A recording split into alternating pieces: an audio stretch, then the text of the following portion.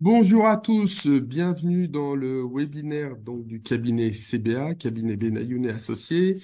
Je me présente, Georges David Benayoun, avocat au barreau de Paris, spécialisé en fiscalité, et le cabinet intervient beaucoup en fiscalité internationale. Et depuis quelque temps, on a l'habitude de présenter au sein des webinaires les différentes destinations. Sur toutes les destinations faites, il nous manquait la Thaïlande et pourtant, nous avons un certain nombre de nos clients qui résident en Thaïlande et je trouvais que c'était intéressant. Alors, on a deux types de clients en Thaïlande. On a soit des personnes plutôt jeunes, entre 20 et 30 ans, soit des retraités.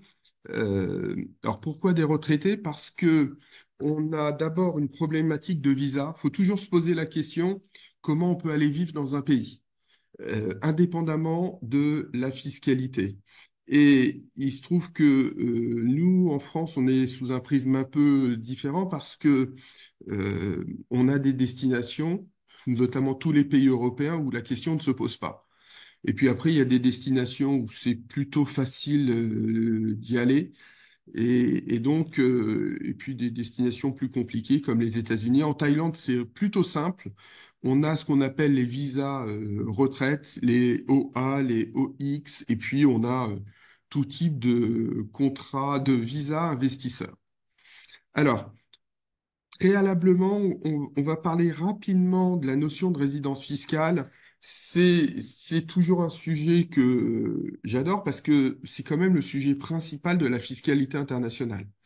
Et on va le voir parce qu'en plus, en Thaïlande, il y a des régimes un peu particuliers.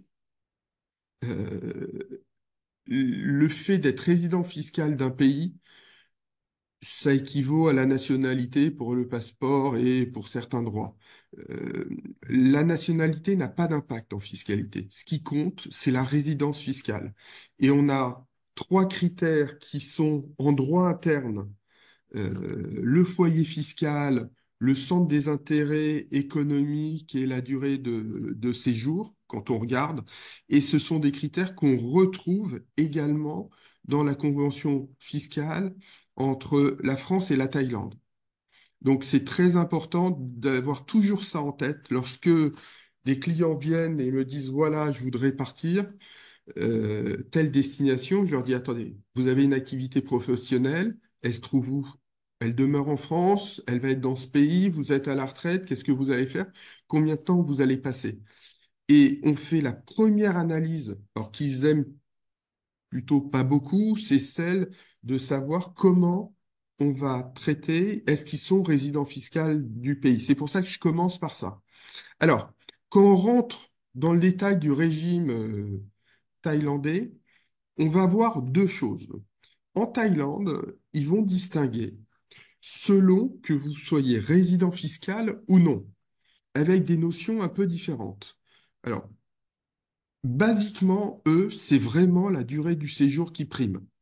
Donc, si vous passez au moins 180 jours par année civile, alors en Thaïlande, l'année civile, c'est 1er janvier, 31 décembre.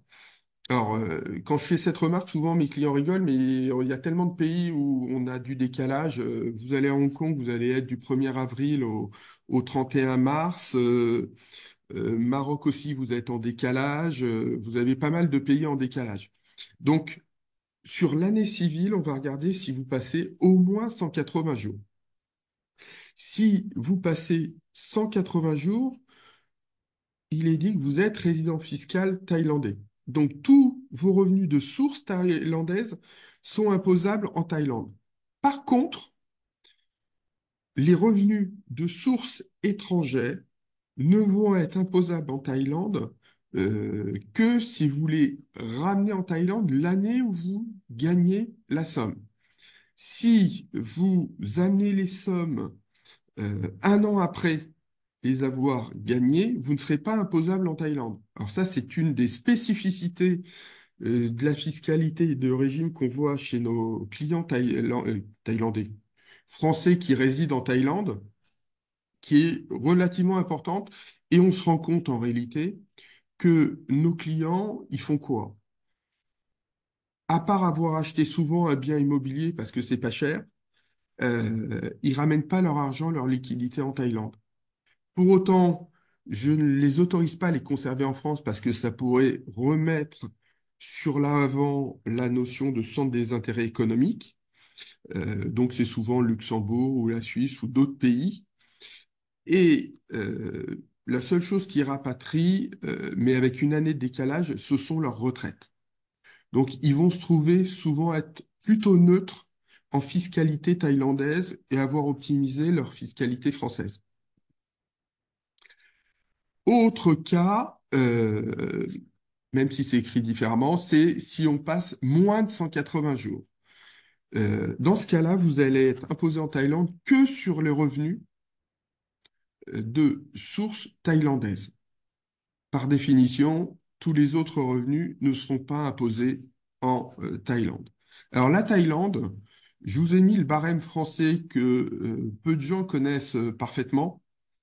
Le barème français d'impôt sur le revenu, il a quand même un intérêt majeur, c'est qu'on a des tranches d'imposition relativement larges et qui ne montent pas à des niveaux importants. On est à 45%. euh, Si on fait un comparable en allant pas très loin de la France en Belgique, plus de 50 000 euros, vous avez 50% d'impôt. Vous voyez que pour arriver à ces niveaux-là, à 45 ou même à 40, il faut être déjà quasiment à 80 000 euros et à 45, plus de 168 000 euros. Alors, bien évidemment, la Thaïlande est plutôt dans la tradition des pays asiatiques où il n'y a pas un niveau de fiscalité très élevé, mais pour autant, ce n'est pas un paradis fiscal. On voit qu'on a un taux maximal de 35%. Au-dessus de 4 millions de bahts, ça fait à peu près 100 000 euros. Et que jusqu'à 150 000 bahts, on n'est pas imposable. Alors, c'est là où vous voyez qu'on ne parle pas du même niveau de vie en Europe et en Thaïlande, parce que une rémunération de 3 936 euros par an en France, déjà par mois, ça peut être des fois compliqué, mais pour le coup, par an, vous êtes sous le seuil de pauvreté, hein. Donc, c'est aussi ce que vont chercher les clients, c'est un niveau de vie euh, et une façon de vivre très agréable et un niveau de vie où la vie n'est pas chère. Chose un peu importante, les petites notions qu'il faut savoir, l'imposition sur les dividendes 10%, les loyers 12,5%, les obligations 15%, une TVA à 7%, et sur les droits de succession, 5% en ligne directe. Alors il se trouve que moi j'ai des clients qui sont en famille, donc effectivement c'est plus pratique de faire des donations que lorsqu'on est en France et prévoir une succession, et 10% lorsqu'on n'est pas en ligne directe. Élément important sur les droits de succession qu'il faut préciser, c'est que la France n'a pas signé de convention en matière de droits de succession avec la France, avec la Thaïlande. Donc on a un risque de double imposition. Il faut faire très très attention à ces choses-là. La France a une tradition de signer des conventions en matière d'impôt sur le revenu. On doit en avoir signé à peu près pas loin de 130. Par contre, des conventions en matière de droit de succession, on est à moins de 30. Et avec souvent soit les pays européens de l'Union, soit des pays africains, Tunisie, Mali, voilà. Donc voilà pour la présentation de la fiscalité.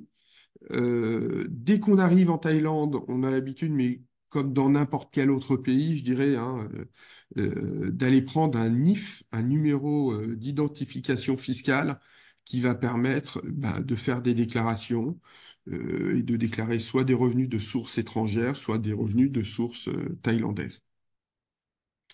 Maintenant, quand on continue dans l'analyse, euh, on a présenté la fiscalité, on a vu quelle était la notion de résidence fiscale. Il faut rentrer un peu plus dans l'analyse lorsqu'on décide d'aller vivre en Thaïlande. Est-ce qu'on est sur un départ définitif? Est-ce qu'on va conserver des attaches patrimoniales en France et donc avec des sujets éventuellement de revenus immobiliers ou même des attaches professionnelles avec du revenu? Ça, c'est important parce que on peut avoir une incidence au regard de la résidence fiscale. Si vous conservez un foyer d'habitation en France et si vous avez majoritairement vos revenus de source française plutôt que d'avoir des revenus de source étrangère, il pourrait avoir une difficulté. Donc c'est pour ça qu'on fait très attention à ça. Et puis, on va aussi regarder la situation personnelle. Est-ce que vous êtes retraité, vous êtes un actif avec ou sans enfant?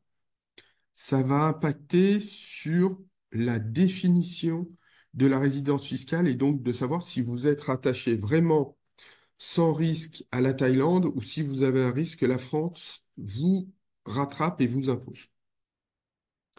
Alors, à partir du moment où vous partez, c'est compliqué de partir du jour au lendemain et de ne plus avoir de revenus de source française. Donc, l'idée, c'est de lister un peu les différents éléments. Alors, je vais me focaliser sur trois éléments importants qu'on voit chez nos clients en Thaïlande. Les salaires, c'est pas la meilleure des choses que de conserver du salaire de source française. Pourquoi? Parce que vous êtes imposé avec un prélèvement à la source libératoire qui après n'est plus libératoire dans une zone à 30%, et surtout parce que la loi est ainsi faite qu'on doit faire deux calculs et que le logiciel des impôts comme le nôtre fait deux calculs lorsque vous avez des revenus de source française et que vous êtes non résident pour évaluer votre impôt. Et c'est rare, mais le texte dit qu'on va prendre le montant des impôts le plus élevé. Donc, déjà que nous ne sommes pas dans un paradis fiscal, mais en plus, sur les deux calculs, on va prendre le revenu le plus élevé. Donc, effectivement, nous, on suggère à chaque fois d'avoir plutôt des structures étrangères qui vont facturer une structure française, alors à un prix de marché normal, avec des preuves de réalisation de prestations, mais éviter du salaire par rapport à des personnes qui se trouvent, pour le coup, la Thaïlande, à l'autre bout du monde. Les retraites publiques resteront imposables en France, contrairement aux retraites privées qui ne sont pas qui sont imposables en Thaïlande, sauf si vous ne les ramenez pas en Thaïlande l'année de l'imposition. Et puis vous allez avoir les revenus fonciers. Les revenus fonciers sont imposables dans l'État où se trouve le bien, donc seront imposables en France. En parlant de foncier, il faut rapidement parler de l'impôt sur la fortune immobilière. Typiquement, nos clients qui partent en Thaïlande sans être obligatoirement à des niveaux importants de patrimoine sont souvent à l'impôt sur la fortune immobilière et souvent nous disent non mais je ne sais pas comment ça va se passer, je vais conserver ma résidence principale. Sauf que à partir du moment où vous posez le pied en Thaïlande, votre résidence principale française va devenir une résidence secondaire. Qui dit résidence secondaire dit que dans la première déclaration d'IFI qui suit, même si vous ne changez aucune valeur, l'abattement de 30% que vous avez potentiellement aujourd'hui en qualité de résident fiscal français va disparaître. Et donc, votre impôt sur la fortune immobilière va augmenter. Alors, ce n'est pas la seule chose qui va augmenter parce que vous avez aussi le sujet de la taxe d'habitation. Alors, la taxe foncière, vous allez la devoir comme tout propriétaire d'un bien immobilier en France. Par contre, la taxe d'habitation, elle a été supprimée en France. Mais elle n'a été supprimée que pour les résidences secondaires, principales. Donc, lorsque vous avez une résidence secondaire, et on qualifie de résidence secondaire la résidence que vous avez en France si vous vivez en Thaïlande, mais ça serait aussi une résidence secondaire si vous viviez à Marseille et que vous aviez un bien immobilier à Paris. Et là, on va avoir une taxe d'habitation qui va être de plus en plus ubuesque. Alors, je vous en parle parce que on est dans la période des taxes d'habitation. D'ailleurs, souvent, ça va être prélevé à compter du 15 décembre prochain. Et pourquoi? Parce que on voit cette année des montants qui font même nos clients nous appeler de l'autre bout du monde pour nous dire, mais comment je peux avoir une taxe d'habitation à 6 000 € plus ma taxe foncière? Mais ouais, alors pour le coup, en quelques années, on a une imposition qui a totalement explosé Et je dirais pour ceux qui payent l'IFI, c'est quasiment un deuxième IFI. Et pour ceux qui ne le payent pas, c'est un IFI déguisé. Autre élément qui va nous intéresser, c'est l'exit tax. Alors l'exit tax, c'est tellement particulier qu'on ne va pas rentrer dans le détail, mais il faut se poser la question. Je rappelle juste la règle. L'exit tax concerne les plus-values latentes sur les titres de société soumises à l'IS. Et il faut remplir au moins une des deux conditions. Soit la valeur de votre participation est supérieure à 800 000 euros. Par exemple, vous avez 5% du capital d'une société ou même des titres cotés en bourse, mais pour une valeur supérieure à 800 000 euros. Soit vous avez au moins 50% d'une société. Donc, vous avez une société holding basique où vous l'avez à 100%, ça rentre dans l'exit tax. Et donc, on va faire quoi? On va calculer la plus-value latente et le jour où vous allez vendre des titres de cette société, vous pourrez être amené à payer l'exit tax. Je ne rentre pas plus dans les détails parce que c'est un sujet à lui tout seul, l'exit tax, et que ça concerne quand même une frange marginale des personnes qui partent. C'est soit une personne qui est encore en activité ou qui a cessé son activité depuis peu de temps et qui a une holding, soit les personnes qui ont des sociétés civiles immobilières à l'IS. À côté de ça, on a deux sujets qui ne sont pas des sujets fiscaux, mais dont on parle constamment avec nos clients. C'est d'abord les sujets de transmission. Alors, on a vu qu'en Thaïlande, on a une fiscalité plutôt avantageuse par rapport à la France, mais à partir du moment où vos biens sont en Thaïlande. S'ils sont en France, ce sera la même fiscalité que selon les personnes soient résidentes, pas résidentes. Et ce qu'il va falloir regarder, c'est l'aspect civil. Est-ce que vous organisez votre transmission au regard du droit civil? Alors, nous, on le recommande, quelles que soient les destinations, et notamment en Thaïlande, où on a souvent ces discussions-là avec nos clients. Deuxième élément, c'est la sécurité sociale française. Chaque Français est attaché à la sécurité sociale française et donc il souhaite en bénéficier. On va avoir deux régimes très différents. Le premier régime, celui des retraités. Depuis 2019, à partir du moment où vous êtes à la retraite et vous avez cotisé au moins 15 ans, vous bénéficiez de la sécurité sociale française lorsque vous venez vous faire soigner en France. Alors, on va vous transférer, vous changer de caisse. Vous allez passer sur une caisse des Français de l'étranger, la CNAREF, mais vous pourrez être soigné sans aucune difficulté. Pour les non-retraités, vous êtes non-résident, non-européen, et donc vous n'êtes pas sous le régime de la retraite, vous n'aurez plus le droit à la sécurité sociale française.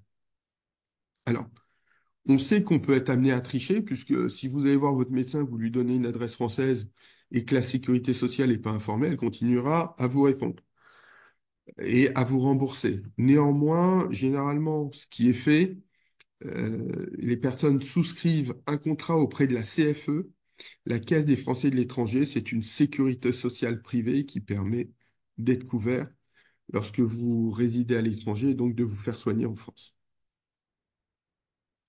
Donc on récapitule. On vient de voir la notion de résidence fiscale. On a vu une présentation de la fiscalité concerne souvent entre résidents et non-résidents, c'est-à-dire plus de 180 jours, moins de 180 jours. Le fait qu'en France, vous allez avoir quand même des sujets d'imposition, soit parce que vous conservez du patrimoine, soit parce que vous avez été titre de société ou parce que vous travaillez encore dans une société française. Et donc, il va y avoir différentes incidences. Ce qu'il faut comprendre, c'est que pour autant, le jour où vous posez le pied en Thaïlande, la fiscalité française ne s'arrête pas. Le quitus fiscal a disparu. Ça fait bientôt plus d'une vingtaine d'années, même si certains de mes clients m'en reparlent à chaque fois. Et donc, quand vous quittez la France, par exemple aujourd'hui, 8 décembre, Et vous allez en Thaïlande, ça veut dire qu'au mois de mai prochain, vous aurez une déclaration entre le 1er janvier et le 8 décembre en qualité de résident fiscal français, une 2042, et puis entre le 8 décembre et le 31 décembre, une déclaration 2042 NR comme non-résident, à souscrire uniquement l'année du départ de France. Donc ça, faut pas l'oublier. Double déclaration est importante. Et la déclaration, lorsque vous la recevez au mois de mai, vous allez vous rendre compte qu'elle vient de votre centre des impôts, tandis que l'avis d'imposition que vous allez recevoir au mois de septembre viendra du centre des non-résidents. Alors d'ailleurs, en vitesse de croisière, vous recevrez vos impôts au mois de septembre. La première année, c'est quand même beaucoup plus compliqué. Nous, on a quasiment la moitié des avis d'imposition qui ne sont pas encore sortis et où l'administration nous dit qu'elle ne sera pas capable de nous les envoyer avant début janvier. Dernier point concernant les retraités. C'est très important. Vous avez en France le prélèvement à la source depuis 2019. Ça veut dire que ce n'est plus l'État qui prélève, mais si vous êtes salarié, une entreprise. Si vous êtes à la retraite, euh, qu'est-ce qui va se passer? Vous allez avoir un prélèvement à la source qui dépend de votre taux d'impôt de l'année dernière et qui est prélevé tous les mois. Alors, on a vu tout à l'heure que les retraites privées n'étaient plus imposables en France. Mais pour qu'on arrête de vous faire du prélèvement, faut-il encore prévenir votre caisse de retraite. Et votre caisse de retraite, elle va vous demander plein d'informations, notamment de prouver que vous êtes résident fiscaux étrangers. Pendant ce temps-là, elle va prélever les sommes. Et donc, il faut savoir gérer le prélèvement à la source des retraités, souvent sur une voire 2 années, selon la date à laquelle vous partez. Et donc, quand toutes les caisses de retraite auront fait stopper leur prélèvement, il faudra demander à l'administration par voie de réclamation qu'on vous rembourse les sommes qui ont été indûment prélevées. Alors, ils mettent un peu de temps. Nous, sur nos clients, puisqu'on demande le remboursement, nous, souvent au moment de la déclaration d'impôt, parce que sinon les caisses de retraite, tout est problématique, donc au moment de la déclaration d'impôt, et on voit que sur nos demandes faites au mois de juin, on a dû refaire des demandes au mois de septembre, et aujourd'hui, on a à peine la moitié de nos clients qui ont été remboursés. Mais c'est un vrai sujet, on doit demander, on peut demander à être remboursé des sommes qui n'auraient pas dû être prélevées par la France. Voilà sur ce que je voulais vous dire. Alors j'ai vu qu'il y a une, une, une, une question. Alors, Alex, si une personne française vit en Thaïlande et est entrepreneur et travaille à distance avec l'Europe, a-t-elle intérêt à créer une entreprise en Europe pour éviter d'être requalifiée de résidente fiscale française? Alors, d'abord une chose, quand on me donne l'exemple du Luxembourg, comme j'ai l'habitude de voir les effets créatifs de mes clients, je calme tout de suite mes clients. En Europe aujourd'hui, et au Luxembourg, sauf à aller voir des entités commerciales, mais aucun avocat ne vous créera une société au Luxembourg si vous n'avez pas de la substance. Donc, ce n'est pas obligatoire. Si vous travaillez à distance, vous pouvez travailler à distance de manière salariée avec, avec la France, mais on a vu que ça coûte cher. Vous pouvez avoir intérêt à créer une structure en Thaïlande et c'est généralement ce qu'on va vous proposer. Si vous me créez une structure ailleurs, et ce qu'on voit aujourd'hui, c'est Hong Kong, Dubaï, le Luxembourg, on aura une difficulté parce qu'à un moment, le fisc français va vous demander de démontrer l'intérêt économique et la substance de cette structure. Et on voit rarement un intérêt économique dans une boîte aux lettres et dans une société de domiciliation. Or, c'est souvent le cas. Donc, ouais, dans le cas que vous expliquez, Moi, je préconise plutôt la création d'une société thaïlandaise. Quid de la fiscalité des donc des plans d'épargne retraite? Alors, sur la Thaïlande, je ne peux pas vous dire précisément. Nous, ce qu'on voit, parce qu'on a un certain nombre de types de placements en France. On a un certain nombre de types de placements qui d'abord sont interdits aux non-résidents. Le PER, pour moi, n'est pas interdit. Ce qui se passe, c'est que, il va suivre le régime des retraites. Si vous êtes non-résident, on ne peut pas vous imposer en France sur des indemnités retraite. Or, le PER, pour moi, suit le mécanisme de la retraite. Dernière chose, puisque quelqu'un demandait si la Thaïlande fait partie du CRS. Alors, je traduis quand même le CRS pour ceux qui ne connaisseraient pas. C'est le mécanisme d'échange automatique de données bancaires qui permet à un pays de savoir où ses résidents ont des comptes bancaires. Et pour moi, je l'ai pas vu récemment, mais pour moi, la Thaïlande fait partie du CRS. Voilà, sujet passionnant, la Thaïlande, destination de plus en plus prisée, parce qu'effectivement, ça sent bon le cocotier. Et en Asie, c'est plutôt une destination à privilégier. Comme à chaque fois, on se rend compte que ça reste quand même très technique et ça dépend des personnes. Et vous voyez, on vient de le voir sur l'exemple concernant une personne qui travaille à distance. Chaque cas est particulier, donc n'hésitez pas à consulter. Je vous souhaite une bonne journée et puis je vous dis à la prochaine fois sur les ondes de CBA.